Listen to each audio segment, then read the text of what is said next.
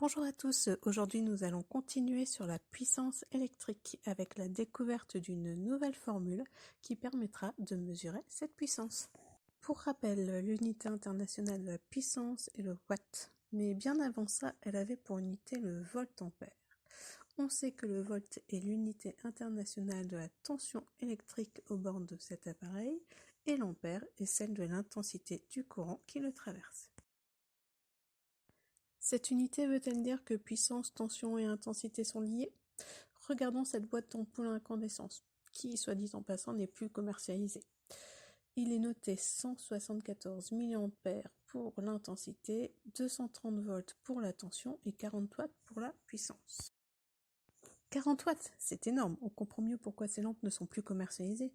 Une d'elles d'environ 4 watts éclaire autant que celle-ci. Quelle économie d'énergie! Énergie, pas puissance? Mais oui, c'est vrai, l'énergie a pour formule E égale P fois T, donc l'énergie et la puissance électrique sont proportionnelles. Bon, revenons à notre puissance. Si 1 watt égale 1 volt fois 1 ampère, alors on a la formule P égale U fois I. Vérifions cette formule avec les valeurs de cette boîte. La puissance indiquée est de 40 watts, vérifions que U fois I fasse bien 40 watts. La tension est de 230 volts, l'intensité est 174 mA, soit 0,174 ampères.